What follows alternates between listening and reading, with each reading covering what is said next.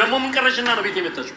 አቶ ተፈራ በተለያየ የህገ ወጥ ስራ ተጠርጥረህ በቁጥጥር ስር ውለሃል። ምን? እሰራ ኮንስታብል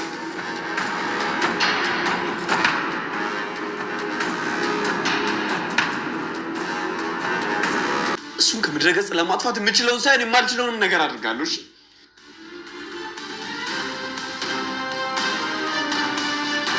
ልጅቷ ላይ ግን መሰሪያ መተኮስሽን እርግጠኛ ነሽ?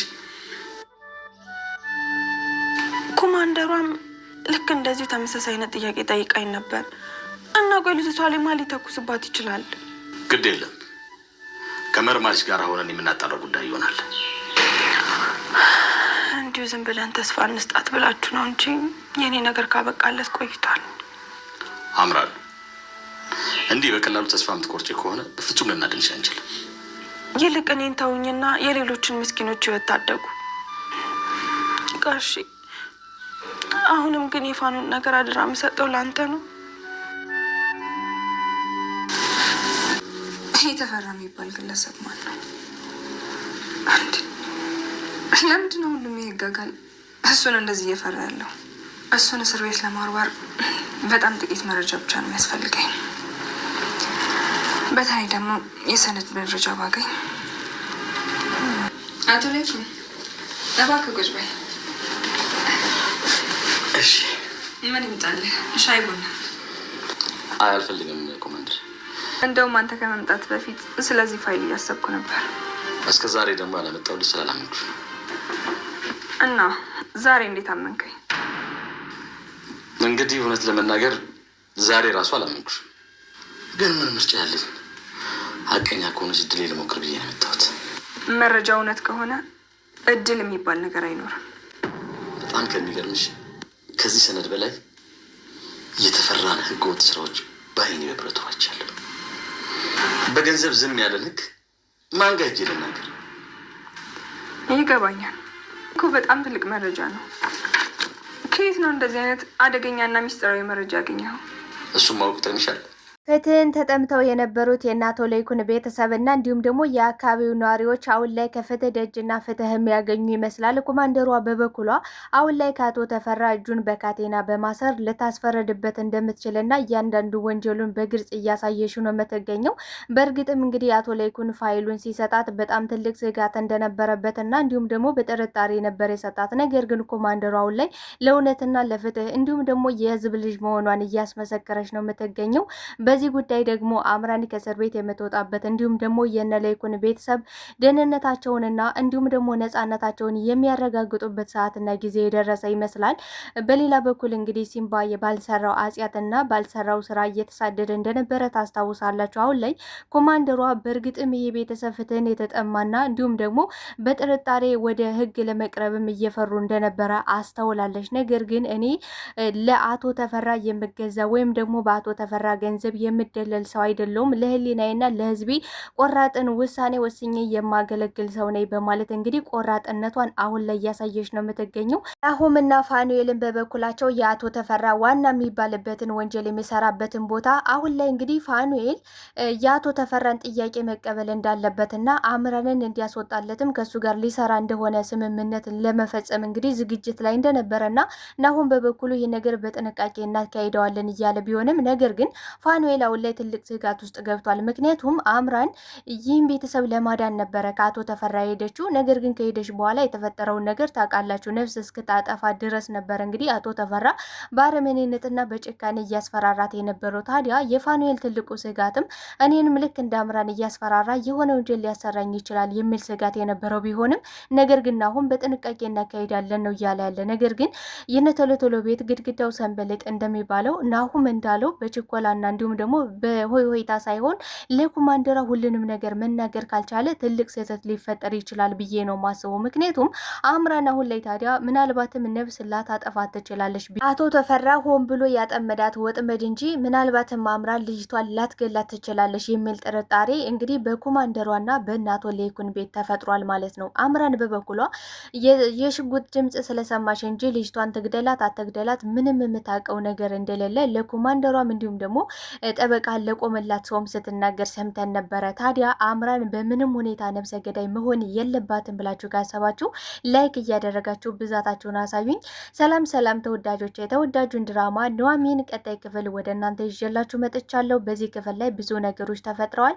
ቀጣይስ ምን ይፈጠራል የሚለውን ነገር የምናወራ ይሆናል። ታዲያ ተወዳጆች ቪዲዮውን ስትጀምሩ ላይክ እንድታረጉና እስከ ቪዲዮ ፍጻሜ አብራችሁ እንድትቆዩ በአክብሮት እየጋበዝኳችሁ በስተ መጨረሻም ስልጣኑንና እንዲሁም ደግሞ ሀብትና ንብረቱን ተጠቅሞ እንግዲህ የብዙ ሰዎችን እንባ ሲያስለቅስና የእናቶ ለይኩንን ቤተሰብ ሰላማቸውን ሲነሳ መቀመጫ አሳጥቷቸው እንደነበረ ታውቃላችሁ አቶ ተፈራ። አሁን ላይ ደግሞ እንግዲህ ኮማንደሯ ለህግ ፊት እንዲቀርብና እንዲሁም ደግሞ እያንዳንዱ ወንጀልና ሴራውን ራሱ እንዲናዘዝም ለማድረግ እንግዲህ እጁን በካቴና በማሰር ወደ ፍርድም ልታቀርበው እንደምትችል እያዛተችበት ይዛው ሄዳለች። ነገር ግን አቶ ተፈራ እኔን በእጅን በካቴና ማሰር ምን ያህል ዋጋ ሊያስከፍልሽና ምን ያህል ልትጸጸች እንደምትችይ በፍጹም አልገባሽም። እመኝኝ ከግሬ ስር ወድቀሽ ይቅርታ ትጠይቂኛለሽ ነው እያለ የሚገኘው እና ምን የገረመኝ ነገር ወንጀሉ እንደዛ እየተጋለጠ እንዲሁም ደግሞ እጁ በካቴና ታስሮ ማስፈራራትና ዛቻውንም እንደቀጠለ ነው። ታዲያ የሆኑ ሰዎቹ ሊያስፈቱት እንደሚችሉና ከዛ በገንዘብና በስልጣኑ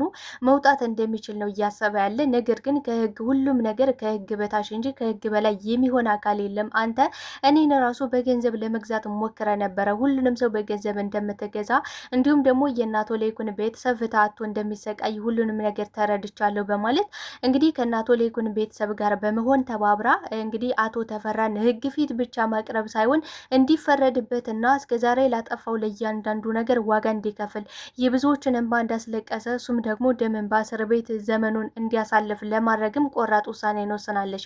ታዲያ አሁን ላይ ደግሞ ዳጊ እያለ ያለው አባቴ ንጹህ ሰው ነው፣ እናም ደግሞ እንድትረጅኝ እፈልጋለሁ፣ እባክሽ አባቴን ከማሳደድና አባቴ በየቦታውና በየበራው እንዲሳደድ አታድርጊ ብሎ ኮማንደሯን ጠይቋት ነበረ። ነገር ግን ለዳጊ ምንም አይነት ፍንጭ ልትሰጠው ፈቃደኛ አይደለሽም። ምክንያቱም ምንም እንኳን ንጹህ ሰው ቢሆን ሲምባ ከዚህ ቀደም እየሰራው ወንጀል እንዳለ ታውቃለች። ለዛም ነበረ ምንም አይነት ተስፋ ለዳጊ ልትሰጠው ያልፈለገችው። ታዲያ ዳጊም አቶ ተፈራ እንግዲህ ሆን ብሎ ኢንስፔክተር ዳዊትን እንዳስገደለው እየነገራ፣ ታዲያ አባቴ ደግሞ በፍጹም ነፍሰ ገዳይ አይደለም፣ እንዲሁም ደግሞ ሸበጣውን ያስገደለው ራሱ ኮማንደር በልሁ ነው። ኮማንደር በልሁ እያንዳንዱን ነገር እንዳይወጣበት በሚስጥር አባቴ እንደገደለ አድርጎ አቀነባበረው እንጂ አሁን ላይ ደግሞ ነገሮች ለሱ እንዲስማሙለት አባቴ እያስፈራራ ቪዲዮ እንደቀረጸውና ድምፁን እንደተቀዳ አድርጎ ይዞላችሁ መጣ። ይህ ግን በፍጹም ከእውነት የራቀ ነው። አባቴ የማንንም ልብስ አላጠፋም። በእርግጥ ነው ከዚህ ቀደም የሰራው ወንጀል አለ። ለሱ ወንጀሉ ደግሞ እኔ ራሴ ህግ ፊት ቀርቦ እያንዳንዱን ነገር ዋጋ እንዲከፍልና እንዲሁም ደግሞ ፍርዱን እንዲጨርስ አደርጋለሁ። ነገር ግን ይህ አቶ ተፈራ የሚባለውን አውሬና ጨካኝ አንቺ ለህግ እንዲቀርብና እንዲሁም ደግሞ ምናልባትም አንቺ ታማኝና ለእውነት የምትቆሚ ሰው ከሆንሽ ይህን ነገር አድርጊ ነው እያላት የሚገኘው። ታዲያ አሁን ላይ ደግሞ ፋኑኤልና ናሆም ያመጡት ሀሳብ በጣም ቆንጆና ምርጥ ቢሆንም ነገር ግን አሁን ላይ አቶ ተፈራ ስለተያዘ የአቶ ተፈራ ትልቁ ዋና የሚባለውን ወንጀል ማወቅና ለማወቅ ለእነሱ ምንም የሚጠቅማቸው ነገር የለም። በዛ ላይ ደግሞ ለኮማንደሯ እያንዳንዱን እንቅስቃሴያቸውን የማይናገሩ ከሆነ ሌላ መዘዝ ሊመጣባቸው ይችላል። ምክንያቱም አቶ ተፈራ ሊል የሚችለው ነገር ምንድን ነው? በኃይልና በጉልበታቸው እነሱ እኔን እየበረበሩኝ ነው፣ እናም ደግሞ እያስፈራሩ እዚህ ደረጃ ደርሰውኛል ሊል ይችላል። ስለዚህ እነን አሁን ማድረግ ያለባቸው ከኮማንደሯ ጋር ተነጋግረው በስትራቴጂ ካልሆነ አቶ ተፈራ በምንም ሁኔታ የሚወድቅ ሰው አይደለም። በእርግጥ አሁን ላይ አልቆለታል። እንግዲህ ቆራጥነቷንና የህዝብ ልጅ መሆኗን አስመስክራለች። በዛ ላይ ደግሞ አቶ ለይኩን በጣም ነበረ የተደሰተው። በመጨረሻም የማምነው ሰውና ለእውነትና ለፍትህ የሚሰራ ሰው ማግኘቴ እኔ ከምንም በላይ ነው። ምክንያቱም ያልወጣውና ያልሄድኩበት ቦታ የለም። ነገር ግን ሁሉም ለገንዘብ ተገዝቶ እንግዲህ ለገንዘብ ብለው የሰውን ነፍስ ሲጠፋ እንዲሁም ደግሞ የተለያየ ድርጊቶች ሲደረግብን እድሜ ዘመናችንን ስንሳደድ ስንኖር ማንም ቀና ብሎ እንዲሁም ደግሞ ማንም ሊሰማ ፈቃደኛ አልነበረም። በመጨረሻ ስላመንሽኝና እንዲሁም ደግሞ ስለሰማች እጅግ አርጌ ነው ማመሰግነው በማለት አሁንም ድረስ ጥርጣሬ እንዳለውና እንዲሁም ደግሞ ኦሪጂናሉን ፋይል ሊሰጣት እንደማይፈልግም ነግሯት ነበረ። ነገር ግን ኮማንደሯ በኮማንደር ንግስት ልትተማመንና ልታረጋግጥ ትችላለህ። እኔ እንዳመንኩ አንተም ደግሞ እኔ ልታምነኝ ትችላለህ። ምክንያቱም እኔ ለእውነትና ለፍትህ እንዲሁም ደግሞ የህዝብ ልጅ እስከሆንኩ ድረስ ለህዝብ ማገልገል ግዴታዬን እየተወጣው ነው በማለት እንግዲህ ለአቶ ለይኩን ነግረዋለች። አሁን ላይ ደግሞ ሲምባ እንግዲህ ከመሳደድና ከመሰቃየት እንዲሁም ደግሞ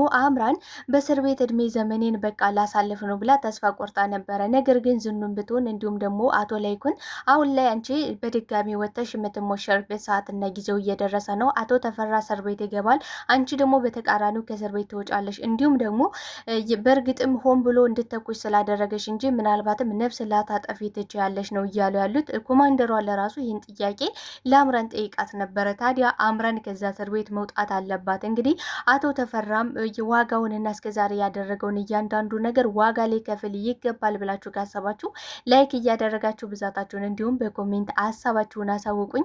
በመጨረሻም እንግዲህ ሲምባና ፋንዱ ሊጋቡ ፍቅራቸውም የመጨረሻ እንግዲህ እየተሟሟቀ መጥቷል። አሁን ላይ ደግሞ ሲምባ እያለ የነበረው ሁሉም ነገር ካለፈና እንዲሁም ደግሞ ፍትህ ካገኘነ እኔና አንቺ ምናልባትም አብረን የምንኖርበት እንዲሁም ደግሞ የውስጣችንን ተገላልጸን የምንነጋገርበት ሰዓትና ጊዜው ይመጣል ብሏት ነበር።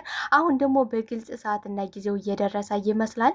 እና ተወዳጆች አቶ ተፈራ ስለተያዘና እንዲሁም ደግሞ ንግስት ሄለኔን በአንድ ቃል ግለጿት እስኪ ተወዳጆች፣ በኮሜንት ሀሳባችሁን አሳውቁኝ። ተወዳጆች ለዛሬ ይዤላችሁ የመጣሁት ይህን ምስል ነበረ። በቀጣይ ክፍል እስክንገናኝ መልካም ጊዜን እመኝላችኋለሁ። ለቤት አዲስ ከሆናችሁ ቤቱን ላይክ፣ ሰብስክራይብ በማድረግ ቤተሰብ እንድትሆኑ በየጊዜ መለቃቸው ቪዲዮዎች ወደ እናንተ እንዲደርሳችሁ የደወል ምልክቱን ማጥቆር እንዳትረሱ። ወዳቸዋለሁ። ባይ ባይ ተወዳጆቼ።